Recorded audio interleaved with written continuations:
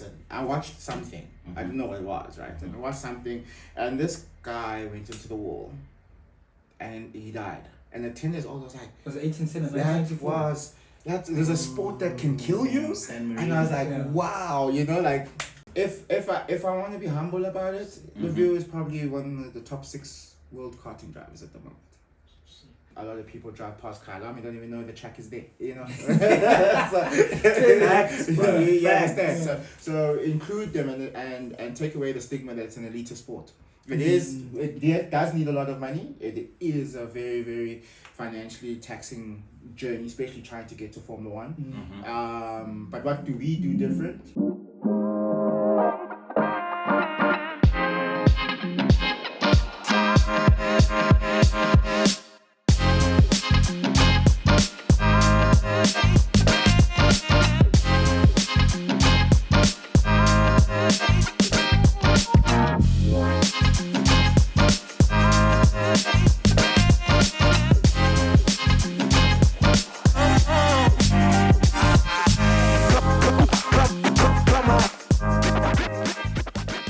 So yes, people, we're back on Khayalami, streaming live on Opulence Radio, the latest and greatest F1 radio show. And we are joined by the founder of Squadra Cross, which is a karting academy that is helping develop young drivers like Enzo and Lufefe that you heard us speak to earlier on. Mpho Gumbi. I think I won't do you justice by doing the intro, so I think you can unpack even more, because now you've got this great initiative, a multinational business, ICAN, as Kulu says, we can. So yeah, over to you, Mpho. Tell us, how did you get on this journey? This is so unique. Well, it's quite simple. I think I love sport. I think a lot of my ways to express myself is through sport.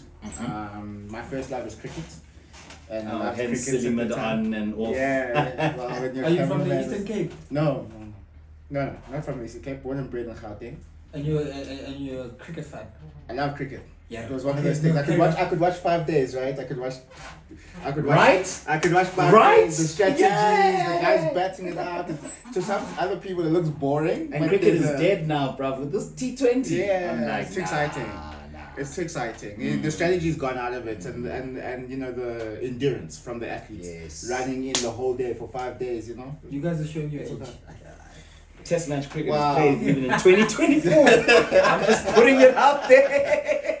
But I was going through the channels in 1994, and I was just beeping. That's it was black and white TV. Yeah, I was 10 years old, so if you want to do the math. I was I was 3 by then. And I was just going through, and I watched this race, and I watched something. I didn't know what it was, right? And I watched something, and this guy went into the wall, and he died. And at 10 years old, I was like, was it there's a sport that can kill you, and I was like, wow, you know, like. But anyway, as a boy child, I think I loved motor racing. It was my thing. I loved cars, should I say? It was my thing. I didn't know about motor racing until I saw that, and then I started following Formula One from then on. And the Monday I tuned in, I was like quite intrigued. What happened to this guy? Is he fine? Is he whatever? You know? And then the news that came out that he had passed on. Was 8-7. Okay, I didn't know he was great at the time. Yes. I just saw this guy. This is your introduction to F1. Yeah, so I never went away from that, and I pursued watching it, you know, and I watched it until I was like 16, and then I was like one of those kids. Mom, I want a car. I want to go drive. I wanted to do those kind of things, and we came from a humble upbringing. My mother was like, "What do you do? What are you talking about a car? You know, like what do you mean you need a car and things?" And at the time, I was foster parents that at least got me into express myself through an academy with Mercedes-Benz at the time. And from then, I got into motorsport and I never left. So I was a development driver at first. So I did do a couple of races and I raced with even with Vodacom. I found the Sports 2000. I don't know if you know the late Gugu Zulu. Yes, I do. He was the the star of that show the flagship. at the time, the flagship at that time. You And know, then Chops we had Uncle Chops as well, and we also still have Uncle Phil. I know him as well. Still around, you know, the guys that sort of you looked up to. And I did a bit of karting, and that's when I started to learn what was happening in karting. But I guess how I started the business was more like of a sense of that I couldn't let go of this opportunity that I was in, but Mercedes had left. They wanted to do something different. Okay. And then I decided to go work at a place called Piazza Motorsport. They were in Khayalami actually. Okay. And they used to import go-karts for pretty much everybody. And that's when I learned from being a cleaner there, and I was supposed to be a spanner boy, to actually, I think took me 3 years to running the business. And then from there, I decided from then that perhaps I could do this Full time. myself, for me, you know. And I guess it rolled on from there. I had a wonderful opportunity of meeting a lot of people. Piazza Motorsport themselves were very wonderful to me. They allowed me to sweep and then go play with the computer to understand how you order, how you do this. So they gave me that opportunity. The skills. That access to make the mistake. And then once I found how to do it better and stuff, and then they let me actually occupy the position. Nice. So then I met Uncle Sisa Ngibulana, Yes. Uncle Kwame Mkwena. Okay. You know, those people were the people that helped actually perpetuate the beginnings of my business. Really? Yeah, they were my first clients. You know, they were just there. It was just a vibe, you know. And we happened to just decide, let's go. Not really a plan, and I do say to everybody, please do plan. Please do plan. But it you were takes going a with the very flow, long time, but without a plan. But I was going with the flow, and it just happened to grow. And there was challenges along the way, you know, like in every business. I think I've grown up in a multicultural sort of situation, and I heard you ask the question of color earlier, and I kind of cringed a little bit because I was like, I don't think they would know, and I don't think I quite know. Though you want to associate yourself with, is that or is it just basic competition? Yes. Or is it basic, people trying their best to be ahead? So you have to weigh it up, and sometimes I've got a lot of people that have supported us growing up with the business, like Russ Karting, RKT, Etienne Russ has done a lot for us. Name like that, I'm thinking if you can say to some other people, you'll be like, Etienne Russ is your friend. Like, and yes, 100%. And a lot of the karting community, although we do compete against each other quite fiercely and quite hard, I think there is times where you actually get together, and we should perpetuate more of that. It is not pre-94 as everybody thinks of it as much. That's why I was telling the agents here that Mandela's done his job. Just focus on the racing. Just focus. Look, but the thing is, with everything is hard work, right? You got to put the hard work in. You got to spend the late nights, as you guys are trying to do. You got to motivate and back yourself. And if you don't do that, you don't. What do you say? Manifest. You don't manifest it for yourself. So, I then. Started with the boys and got them going. See, so I had a challenge. This is how I got into international. This is how I was exposed to international. So everybody sort of knew Mr. Ngibulana and what he was about, and I was very young at the time and very new at my business. And then, competition was like, no, we need this client, we need to get him over, and he must be in our team and not in this team. This team doesn't know what they're doing. And for sure, maybe, at the time, perhaps you could say that, and we were just starting out, and, but we had come from a background from Piazza Motorsport over 10 years. Where it's not like you went behind the ears. Yeah, we had the experience and we kind of knew how to go about it, but obviously we didn't know how to go perfect it from a team perspective. But to keep him from leaving, I had to figure out a way because somebody offered him something overseas, and I read on Lewis Hamilton, McLaren. I picked up the phone, I called McLaren, I said, hey, guys, how are you? Good. My name's Elijah. I'm from South Africa. Yeah, great. Nice to meet you. I need a client and I need him to put him in your team because somebody's trying to take him from my team. And he said, yeah, come over. And then that was international. And he was teammates with Lando Norris at some stage. He was. We did ride with Lando. I know Lando. We know Lando. Cesar did compete quite There's times he was 0.1 quicker than Lando. Unfortunately, life happened. Life happened, soccer played, and then injuries happened, and then we couldn't go compete anymore. So that's what happened this season. Otherwise, we maybe would be in Formula 1 already. Actually, he had a contract to test FP1 at Force India at the time. Oh. So we could have been. Really? We could have been. Sheesh. Okay. So it was close. It was but close. it's also paved the way so for I came these back. youngsters. I came back and I tried harder, and then I found these two, and actually there's 4 of them, because I got Lufefe and I got Enzo, and then I've got the Mabunda brothers that are also in the UK. They actually just come back from the UK. They did their first main circuit race this weekend. Is their father Dirani Mabunda? No, Alex Mabunda. Okay. So they're from Diesel Consulting. Okay. So they've just come back. I've started ICAN with these 4. Again, found people who believe in perhaps not my passion. I'm not sure, just me, I guess, and said we'll put some energy behind you and try and see how far you can take these boys. And I've just thrown it all at it, my time, my energy, as much as I can to try and help them get there. If I go back and cut a long story short, when I started at Mercedes, I wanted to be in Formula 1, and unfortunately they left, and that opportunity actually wasn't a real opportunity. Not because of Mercedes, but I'd say because of whatever issues happened at the time, or economics, or whatever the case may be. But now I am able to help. Economics, whatever environments, whatever's in the way, I'm able to help these guys to get there on merit. Fair, eh?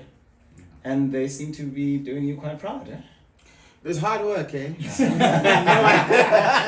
I saw you limping, and I'm like, why are you limping? He says, I'm gymming with them. I'm like, that's that Xavi Alonso energy. You have to gym with them and race with them and go through all the hard weekends. People don't understand the difficulties, and I'm sure the likes of Alonso's and the Hamiltons, if they were to sit down and really unpack what we see now from Hamilton, right? It's hard, right? It's difficult, and you have a lot more of those weekends where they don't qualify for the finals. I heard you guys asking them, how do they rank them, how do they get to the finals?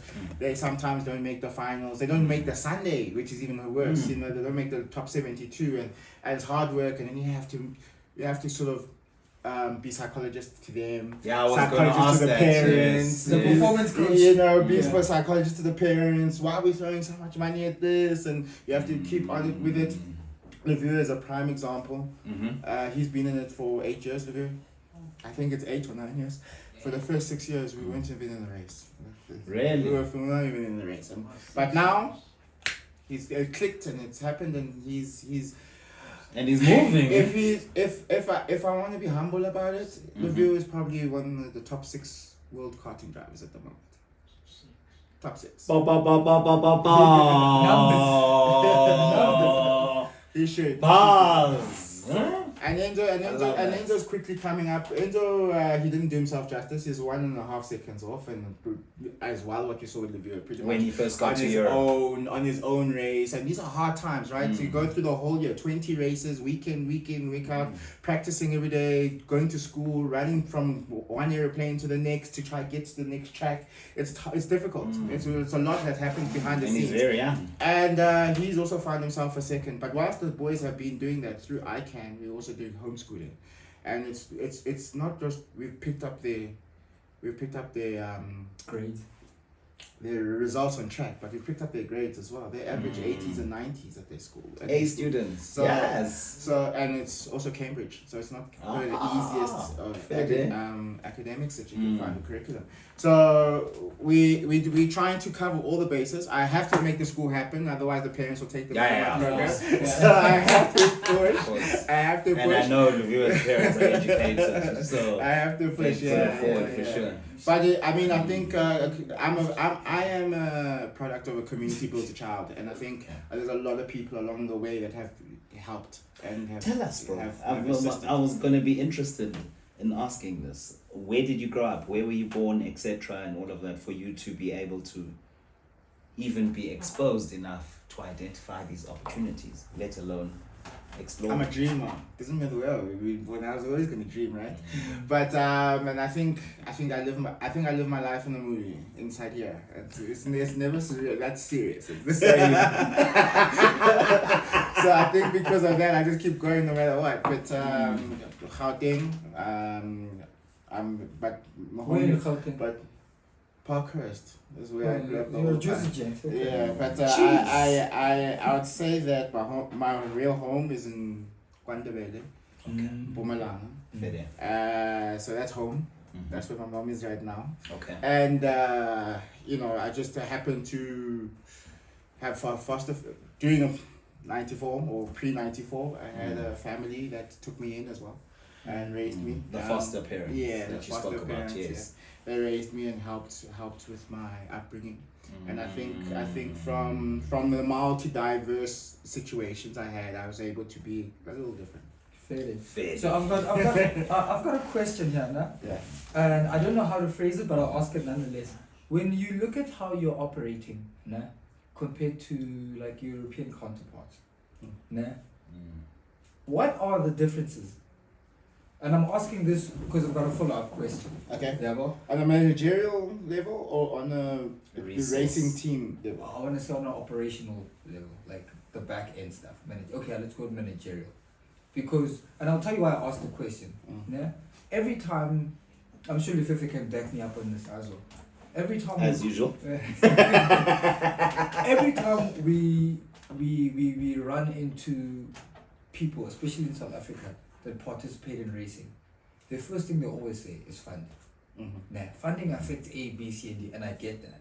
I honestly get that. But my thing is, what then happens when you get the funding? Because we can go to corporate South Africa. I think this was also mentioned by Maharaj, who is like in his interview on ENCA. You can get the funding, but what you do with it, where does the value of the funding really show? Good to you're well funded and it helps these guys get to F1. Yeah. So hence I'm asking operationally, when do you see the differences that this thing is either well funded or well operated? Like where do you see where South Africa can assist, or being a South African team, where we are lacking, and where's the greatest opportunity? Well, okay, I can answer the opportunity. That's easy. Okay, if you look at all world motorsport and most major events, they skip Africa. Come on, why? Why skip our whole continent? Do you understand? So in terms of an inclusion, how many people do we have in Africa? It's 54 countries. Yeah, 54 countries. So there's a lot of people that could watch it, right? And I've always said that there's a lot of people that would just participate as an athlete. But like myself, you can be an entrepreneur, or you get the kids that drive make those little wire cars that look like the real car. Sure. They can be engineers. They can see. What does Adrian Newey can see? He can see. Hey, those kids can see angles and engineering. You know. So there's for an opportunity point of sake, I think Africa included. Why not? You know, included in all the major events. But why it's not coming is not educated, because I think a lot of people drive past Khayalami don't even know the track is there. You know. So include them and take away the stigma that it's an elitist sport. It does need a lot of money. It is a very, very financially taxing journey, especially trying to get to Formula One. But what do we do different? I think what we've done different, especially we've done it differently all the time.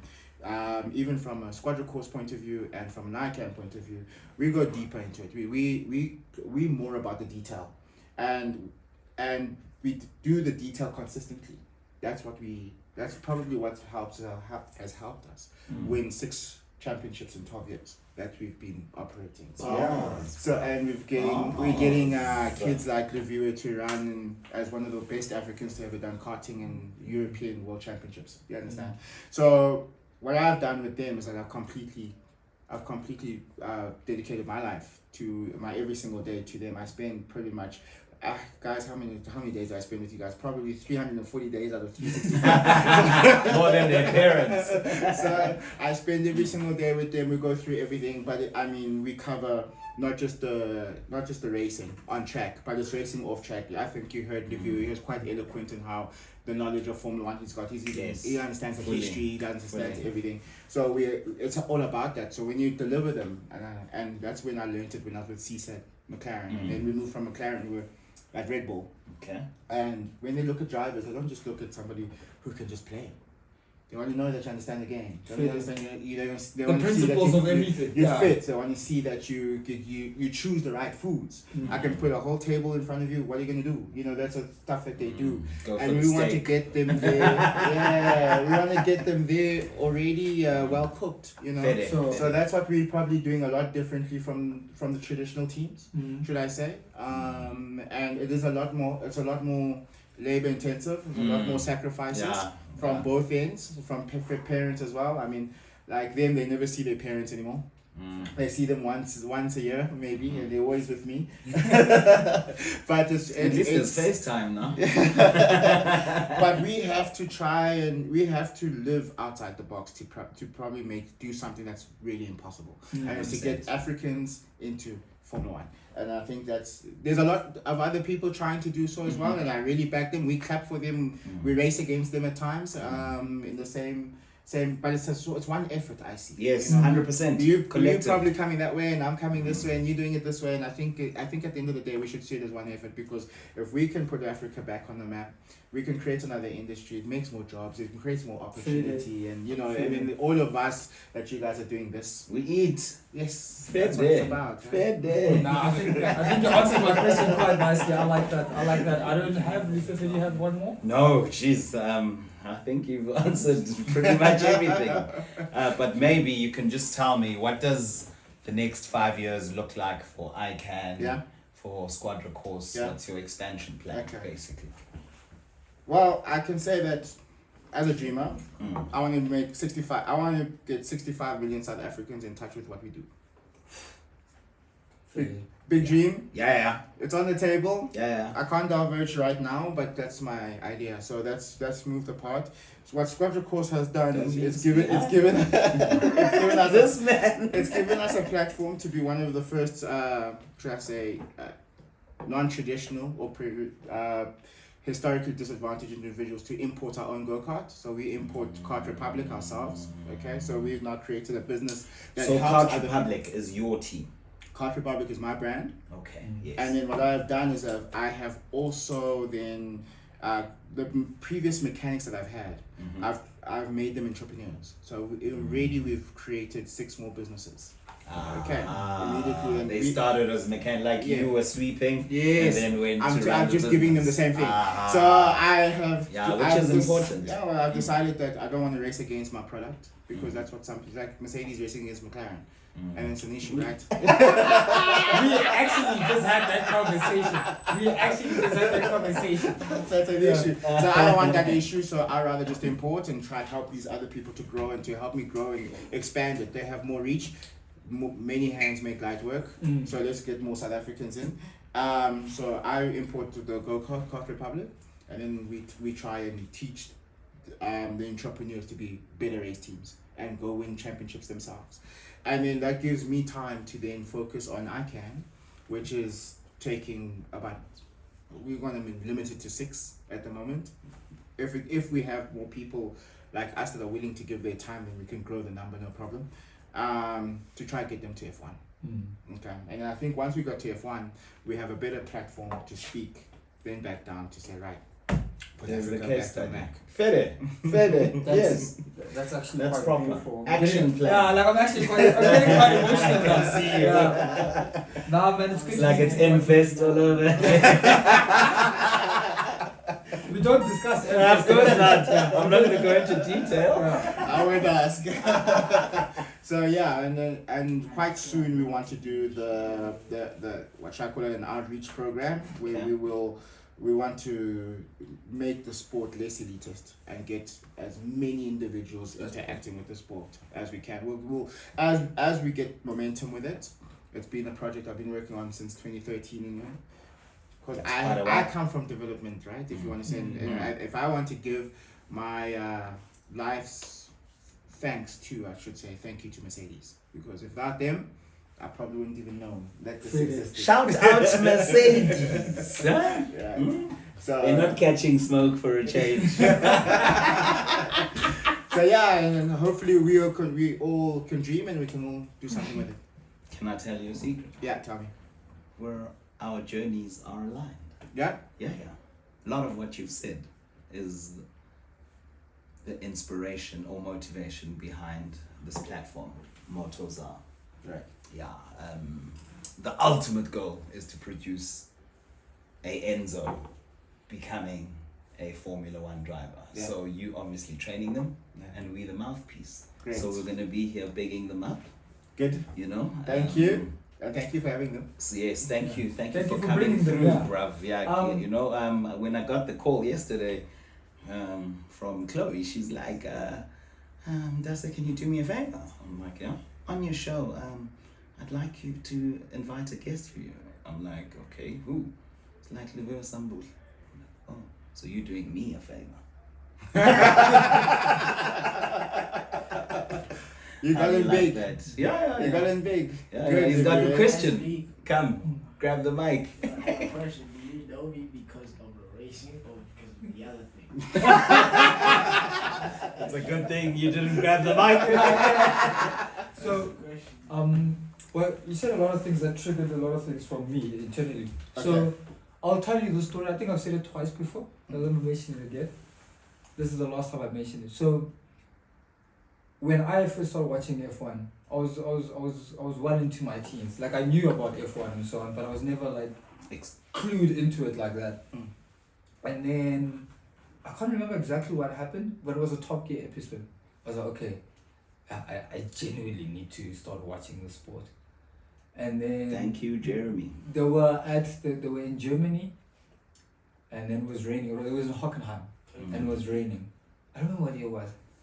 And I was just watching it, with the spray and everything. And it was just when the big box TVs came out. So it was like, Yes, yeah. plasma. Yeah, I was like, yeah, this is a thing. Right? Keep going. Yeah, this is a thing. And then I wondered to myself, I was like, I wonder how many South Africans are in this thing. And then at the time, all the guys were just white. Mm-hmm. And I was like, oh shit, okay. Except for one. Except for one. And I was like, okay, I fit it. And I was like, okay, cool. And then like it had me from there. Then I started rewatching old races whenever I could. Yeah.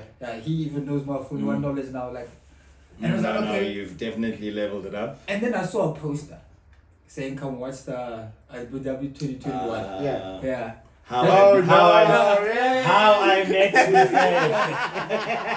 And then, Wow. I think when we got to the venue, got there with my mates, and we were just watching, and that was the first time I saw someone as passionate as me about that sport. Yeah. Yeah, I was like, I'm not the only one. I'm not crazy. Like I'm genuinely not crazy. And my obsession with getting involved with the channel, whatever, is I don't like the front end. I like the back end. Like happy to be on the seats. Yeah, I'm obsessed with the operations. I'm Yeah. like, fine, Lando can drive. How does he get there? Who feeds him? How is the car assembled? I'm that obsessed with it. So for me, when We you need say you all guys these coming in more often. I haven't seen this guy so passionate. Wow. things, so say you do it, I'm just like, damn. Wow. He's like, yeah, fair day. Yeah.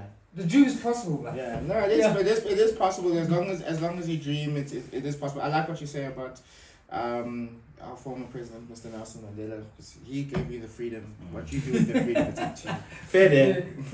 And the rest of the story. So he comes to me Yeah. at this viewing, Yeah. and he calls me aside. He's like, "How's it, bro? I'm Tlhologelo." I'm like, "Huh?" And I was like, "I don't want to forget his name.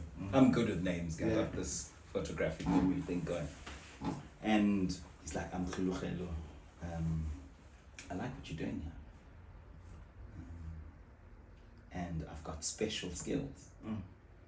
So I would like to hop on and work with you." And I'm like, "This is not a paying gig." And he's like, "Don't worry about that. Now where do you get that?" No. You know? And I Passion. was, and I was like, "No, let's do it, bro." Then I remember I was thinking about him the whole December. I was like, I mustn't forget this guy's name. And I'm following him on Instagram. Yeah. And it's December and he's Yeah. December ring. Yeah. I'm like, I don't care. With about Abu Dhabi 2021. Yes, after Abu Dhabi. I had no horse in that race. And Oh, you didn't cry with the rest of us? No. and funny story. Yeah. So when that whole safety car deployment situation was happening, so the TV is facing, the crowd is sitting, everyone's watching, and they're so engaged. Yeah. So I take my phone on a stand and I put it next to the TV. Yeah. Obviously, I don't know what's about to happen. Yeah. So you can hear the sound clearly of the commentary, and it was facing him exactly like their table Yeah. the whole time. And so when you look at it, it was like, to me, it felt like we were supposed to New meat, right, Yes. right. It was And- great. It was yeah, great. Yeah, fair no, 100%. Yeah, No, and that like- was how many years ago? I mean, it's 2024 now. No, I could. I have a partnership, a similar one with one of my employees, Tabang Sima, Okay. who's naturally gifted in understanding the go-kart. And Okay. how to make it go faster. Okay. How to listen to the driver. Okay. And he's helped him win the championships, and he's helped us win the 6 championships and things Okay. like that. So he's one. So he's your Adrian Newey. What's his name? Yeah, Tabang Sima. He's my Tabang Adrian Sima, Newey. write that no, down. No way. He should come. He should come through. He should come Yes, through. please, we'd love to have and tell you guys in from A a technical. baby perspective Oh. how it is. How it is. How it is. Khupas.